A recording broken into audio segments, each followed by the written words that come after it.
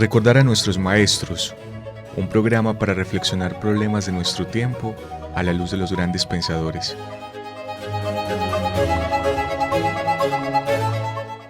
Dirección: Carlos Mario González, profesor de la Universidad Nacional de Colombia, sede Medellín.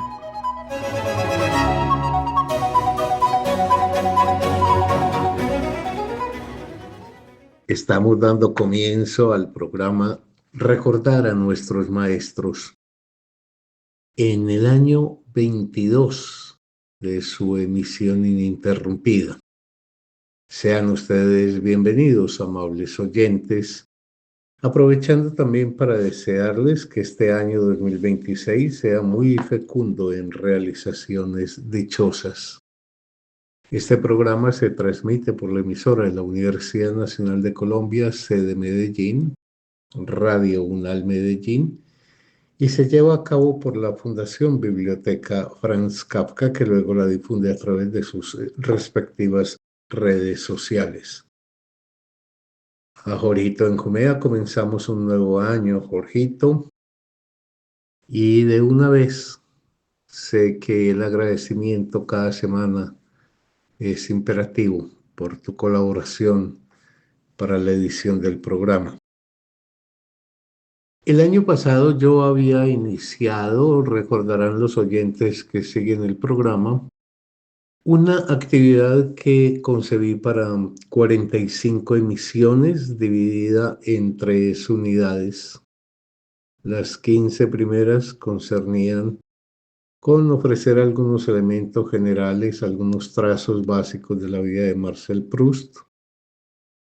Una segunda unidad, también de 15 emisiones, estaba destinada más bien a tratar de ofrecer algunos elementos de comprensión de lo que es la organización de el texto En busca del tiempo perdido, que es la obra pues insignia de Marcel Proust. Y dejé para el comienzo de este año, cosa que estoy entonces recogiendo, la tercera y última unidad, que comprenderá también 15 programas y cuyo contenido es el de abordar alguno de los temas principales que En busca del tiempo perdido despliega. Ese tema ya lo he elegido, es el del amor. Sé que es un tema sobre el cual se ha hablado mucho, pero después de reflexionar en otros aspectos temáticos de Proust que bien podría haber traído, me incliné por el del amor, habida cuenta de la riqueza y la profundidad de los matices, de la capacidad con la que Proust indaga, desarrolla este asunto tan crucial de la vida humana. Por ende, los próximos 15 programas, incluido el de hoy, tendrán como centro de referencia la reflexión proustiana sobre el amor. Igual que había hecho con las unidades anteriores, el propósito mío es tratar de conseguir concitar en cada cual de ustedes el deseo por aproximarse de manera directa a Marcel Proust. Los grandes pensadores solamente existen en la medida en que sean leídos, porque al ser leídos y al ser entendidos por sus lectores, es posible que esa forma de ellos haber planteado los problemas, esa manera de haber abordado las circunstancias de la vida, pueda realmente tener garantía de pervivencia.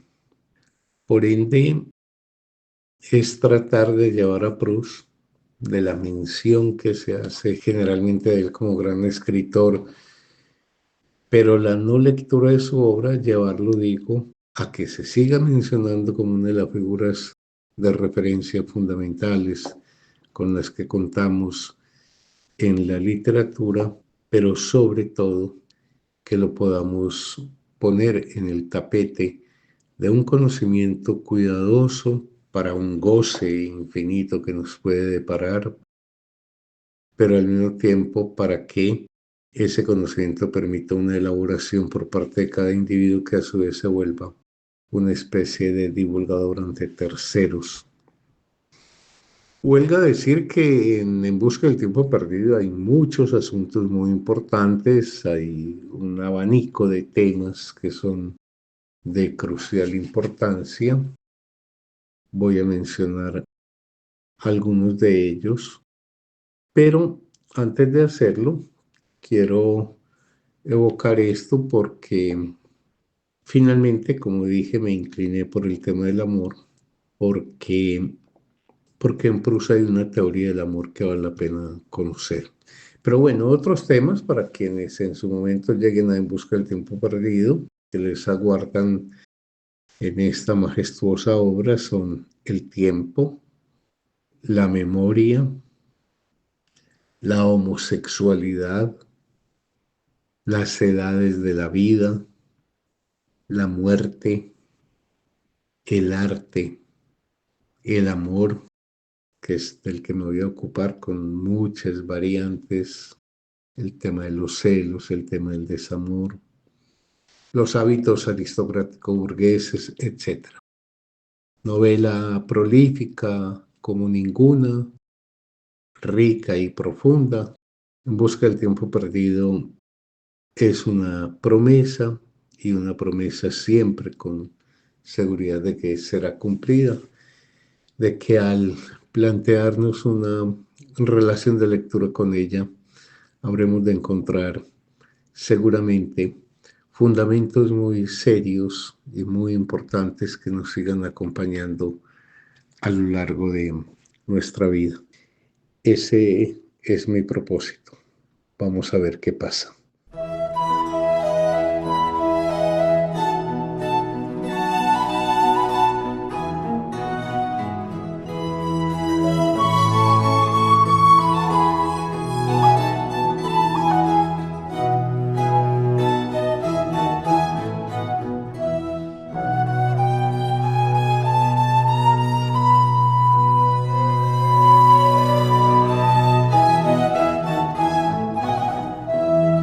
Concepción del amor En Busca del Tiempo Perdido de Marcel Proust. Programa número 1. Soy Carlos Mario González, integrante de la Fundación Biblioteca Franz Kafka.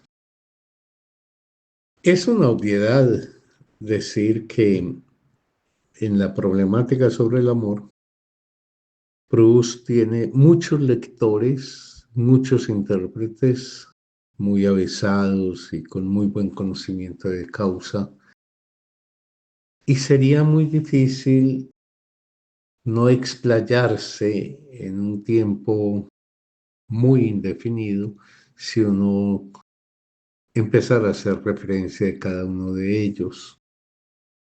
Por lo que decidí que lo mejor es circunscribirme a mi lectura de En Busca del Tiempo Perdido, tomando, eso sí he de confesarlo, como un punto de apoyo el magnífico trabajo que Estela Ocampo ha realizado y que fue publicado bajo el título de 5 lecciones de amor proustiano. Yo voy a tener en cuenta a Estela Ocampo, aunque avanzaré por otros caminos, trataré de proveer otras interpretaciones, pero por lo impecable que fue esa elaboración realizada por la autora española, no puedo dejar de mencionar que es siempre alguien que cuando uno habla del amor en Proust, pues lo tiene que tener presente.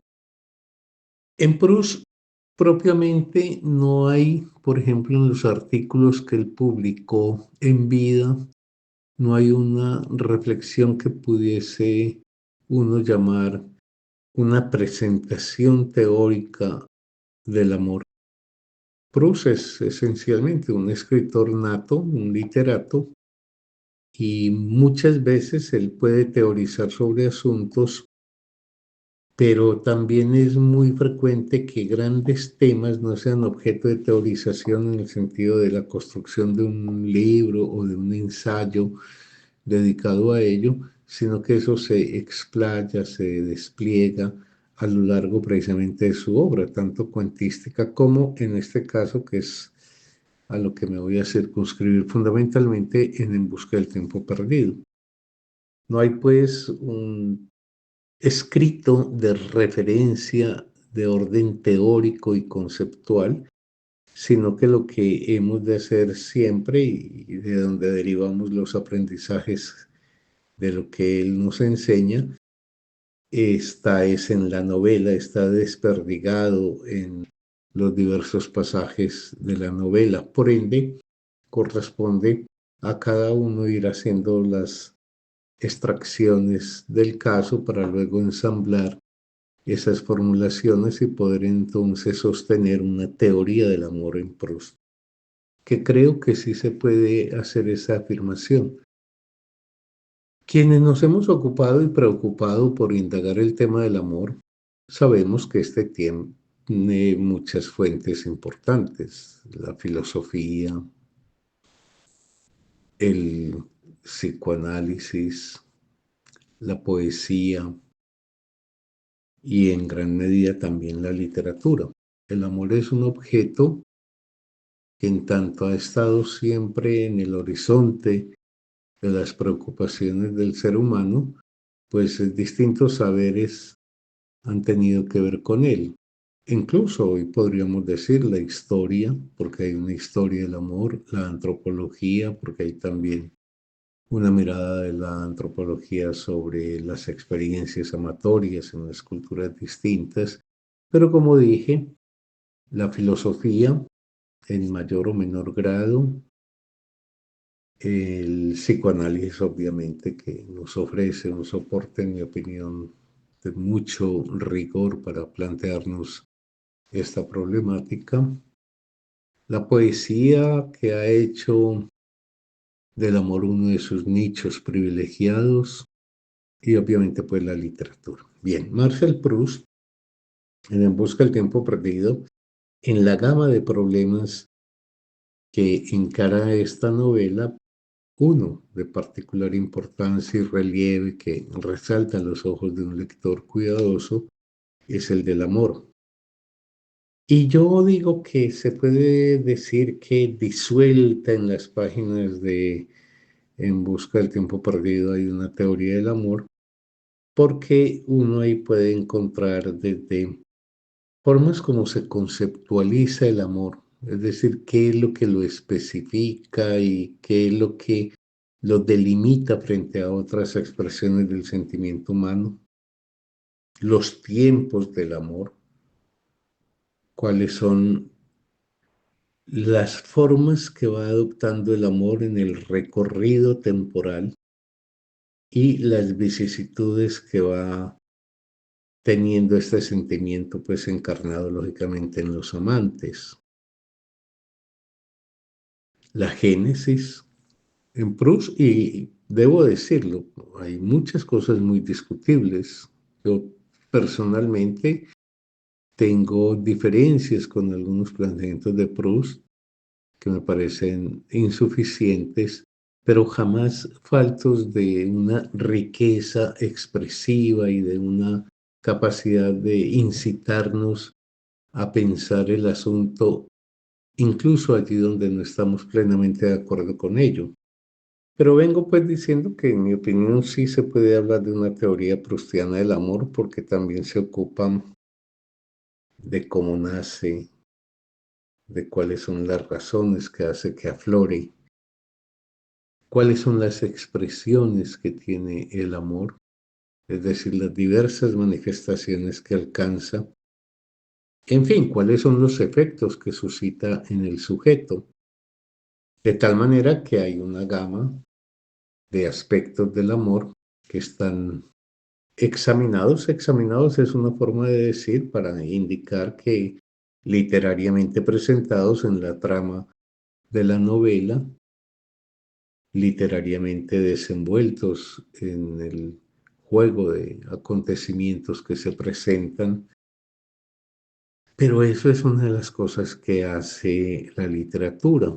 La literatura nos permite al presentarnos algo que podemos reconocer como propio también de nosotros, nos permite, desde la forma sensible en que nos lo entrega, nos permite reflexionarlo.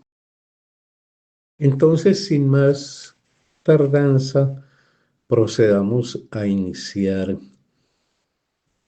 algunas de las reflexiones que yo quisiera ofrecerle a ustedes, amables oyentes, sobre un tema tan valioso, tan importante, en un autor tan excelso y en una obra tan bien lograda, como se trata por un lado de Proust y por otro lado de En busca del tiempo perdido.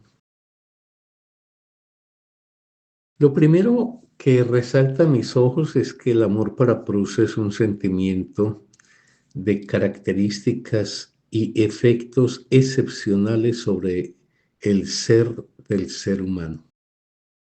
Proust tiene la sensibilidad artística para percatarse que en el juego de sentimientos que embargan la vida de un ser humano, el sentimiento amoroso tiene unas características muy propias y produce unos efectos muy excepcionales que son incomparables con respecto a otras modalidades de la vivencia o del afecto o del sentimiento. El amor es una fuerza que bien puede ser muy potenciadora y favorable del ser humano, como también puede ser una fuerza que tome el rumbo de lo destructivo. Pero lo primero es resaltar pues que el amor aparece como un sentimiento de características muy especiales, de características que ameritan una reflexión sobre ello y que significa para el ser humano una posibilidad o una apertura a posibilidades que ningún otro sentimiento ofrece. Ahora, en tanto tal, es uno de los objetos privilegiados de la literatura, el amor, y obviamente una de las fuentes dinamizadoras de esta. Muchos escritores se han ocupado del amor en la historia, por ejemplo, de la novela. Y al mismo tiempo el amor es una fuerza que incita a muchos escritores a desplegar su palabra precisamente en aras, de un lado, de la fascinación del sentimiento, de otro lado, de la extrañeza del mismo, tratando entonces de indagar en qué consiste dicho sentimiento. Esto es un sentimiento que afecta al sujeto en su propia vida y hasta en sus relaciones con la muerte. Tal vez más adelante sea la oportunidad de detenerse a esto, pero el amor tiene una relación muy estrecha con la muerte y aunque inicialmente se pueden presentar como dos formas antitéticas en la vida del sujeto, un gran escritor como Proust y otros grandes, pues al tenor de él, lo que muestran es que la muerte nunca está desacompañando al amor. Y cuando digo aquí la muerte, quiero decir uno de los hechos cruciales de la existencia humana, el hecho incontrastable e incontestable de una finitud que inexorablemente nos signa y de la cual pues la literatura tiene que dar también cuenta. Es muy desafortunado en nuestra época y esto tiene que ver con la gran ignorancia que sobre la condición humana embarga a muchos que hablan con mucha autoridad de saberes que son oficialmente hoy considerados por los estados como los saberes que constituyen su mano derecha. Me estoy refiriendo a médicos, a psiquiatras, a psicólogos, abogados, etcétera, que suelen tener de la muerte una imagen tan negativa que uno llega a escuchar a algunas personas que sin rubro alguno dicen que si uno se ocupa de pensar la muerte es porque simple y literalmente está en condiciones de depresión. Con lo cual, pues por un lado, malentienden completamente el problema de la muerte, malentienden completamente que el cometido del ser humano es pensar todo lo suyo, inclusive lo más difícil, sino que no logran captar que la indagación sobre la muerte no es un signo de debilitación del amor a la vida que tiene quien la medita, sino más bien una forma de reconocimiento a partir de lo cual quien reflexiona sobre la muerte logra habilitar la vida a la condición de aquello que hemos de amar y defender de tal manera que permita esa conciencia que tenemos de la finitud que nos asiste, permita que podamos desplegar la mejor vida posible. Y por eso, pues hubiese sido muy tentador uno ocuparse también del tema de la muerte, pero no lo puedo hacer por el hecho de tener que centrarme en una problemática para no de pronto perderme por muchas líneas. Solo que quería hacer una mención de que el amor tiene también unas relaciones con la muerte, que están, por ejemplo, en la angustia del fin del amor, etcétera. Del fin en el sentido de la, por ejemplo, la angustia devastadora que puede suscitar la terminación de una pasión que aún no lo había embargado. Pero por otro lado, el amor es un sentimiento que concierne al otro. Es decir, el amor tiene dos frentes simultáneos. De un lado, es atinente al sujeto y en ese sentido es una manifestación de nuestra singularidad, pero de otro lado y simultáneamente es atinente al otro. El amor es siempre algo que trae a colación el tema de la relación con el otro. Y por eso el amor en tanto no es solamente una experiencia del propio sujeto, sino que le define también un relacionamiento con el otro. El amor, pues, está reclamado de todo lo que siempre se reclama cuando definimos los vínculos con un semejante o con los semejantes. Una ética, valga decir, una relación con la ley. La ética es una forma de poder plantearnos los seres humanos bajo formas de ley que es posible y que no es posible, que es anhelable y que no es anhelable, que es permisible y que no es permisible en la experiencia amorosa. Por otro lado, Proust, en una mirada tan inteligente y tan aguda como la que le da al fenómeno amoroso, a la experiencia amorosa, hay que decirlo de entrada, Proust elude la idealización del amor. Nosotros hemos vivido una cultura que ha tenido muchas cosas importantes y ha permitido que resalte precisamente el sentimiento amoroso. Eso tiene muchas explicaciones que no viene al caso ahora. Pero en esta misma cultura se ha corrido con un peligro al establecer la relación del individuo con el amor, y ese peligro es el de la idealización del amor. Y esa idealización ha cobrado fundamentalmente dos formas. Una, la idealización cristiana del amor. El cristianismo, lo he dicho muchas veces, nunca tuvo unas buenas relaciones con el amor como pasión, y más bien se planteó un amor moderado, un amor que no activara las fuerzas más potentes y por ende peligrosas en el ser humano, sino un amor morigerado, un amor calmo, un amor quieto, un amor que se vuelva más bien compañía. Es decir, el cristianismo optó por no la pasión amorosa sino por un tipo de amor que permitiese más bien relaciones en donde la sobriedad, la mesura fueran las marcas distintivas. Pero la idealización cristiana del amor fue que, ubicándolo en esos términos, en ese sentido, pues despojándolo de los rasgos propios de la pasión, el cristianismo idealizó el amor porque lo convirtió en un equivalente al bien. Es decir, amar equivale al bien. Y el amor aparecería entonces como una fuerza siempre positiva para el ser humano. De eso seguiremos hablando. Pero hubo otra manifestación también muy importante en la cultura occidental que también condujo a una idealización perniciosa, como toda idealización, una idealización del amor, y fue el romanticismo.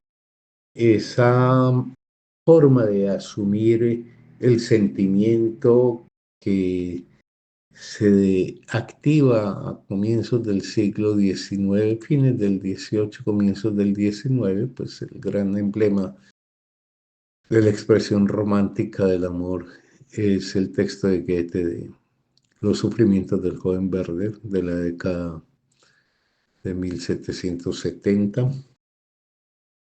Y el romanticismo, que cobró pues elevadas expresiones, pero también cobró formas muy populares que se extienden hasta hoy, fue también una expresión de la idealización del amor que sigue prevaleciendo en mucha gente, allí donde se considera que el amor es un sentimiento que es válido en sí mismo y por sí mismo y que está fuera de discusión. Es decir, que cuando el individuo está embargado por el amor, eso ya lo valida y el amor debe representar para él todo. Por ende, en Proust hay una negación de la idealización del amor, pues no lo considera ni el todo para el sujeto, siempre a este algo del orden de la falta le permanece. Los que idealizan el amor lo piensan como que es el estado de plenitud alcanzada. Proust, por el contrario, en su reflexión lo que mostrará es que no hay tal todo y que para el sujeto siempre habrá la percepción de algo que le falta. Por otro lado, el amor no es para Proust el bien, no equivale al bien. Puede haber caminos y modalidades del amor que conduzcan más bien a las expresiones de la atrocidad. En tercer lugar, la armonía. Los idealizadores del amor piensan que el amor es el garante de la armonía como una relación simétrica entre amante y amado. Lo veremos que Proust más bien descompone esto y muestra que no hay ni siquiera relación simétrica entre los amantes, que se pone en juego, pues relación que se pone en juego en el encuentro entre estos. Y finalmente, pues, los idealizadores piensan que el amor es el gran dominio de la felicidad como derrota del sufrimiento. Proust lo que mostrará es que el amor nada tiene que ver con que el sufrimiento sea derrotado y que por el contrario y paradójicamente es una de las fuentes propiciadoras del sufrimiento en el ser humano.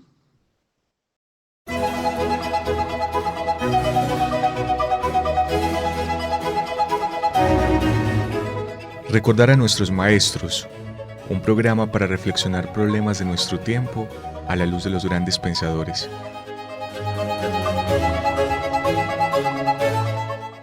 Dirección: Carlos Mario González, profesor de la Universidad Nacional de Colombia, sede Medellín.